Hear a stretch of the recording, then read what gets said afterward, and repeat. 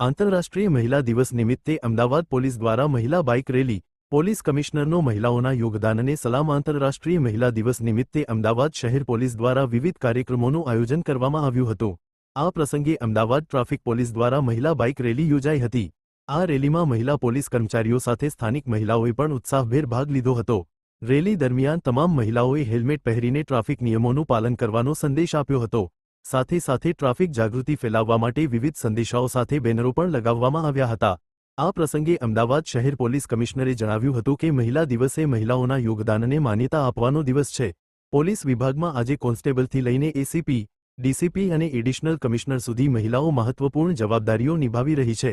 તેમણે વધુમાં જણાવ્યું કે અમદાવાદમાં ક્રાઇમ રેટ ઘટાડવા અને ખાસ કરીને મહિલાઓ સામેના ગુનાઓ રોકવા માટે સતત પ્રયાસો કરવામાં આવી રહ્યા છે. કેસોની તપાસ વધુ અસરકારક બને અને કન્વિક્શન રેટ વધે તે માટે પોલીસ દ્વારા સતત તાલીમ અને સુધારા માટેના પ્રયાસો કરવામાં આવી રહ્યા હોવાનું પણ તેમણે જણાવ્યું. 8 માર્ચના રોજ આંતરરાષ્ટ્રીય મહિલા દિવસ છે. એના અનુસંધાને જુદા જુદા પ્રોગ્રામ અમદાવાદ સિટી પોલીસ દ્વારા કરવામાં આવી રહ્યા છે. તો આજે એક મહિલા બાઇક રેલી હતી, જેમાં તમામ મહિલાઓ જોડાયા હતા. અમદાવાદ પોલીસ અને અમુક પ્રાઇવેટ પણ હતા.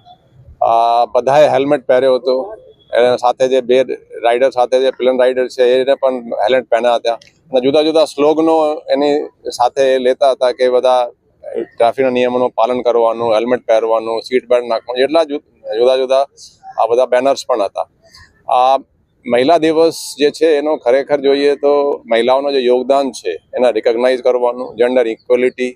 આજે જુઓ તો મહિલાઓ બધી જ ક્ષેત્રોમાં વ્યવસ્થિત રીતે કામ કરી રહી છે. पुलिस में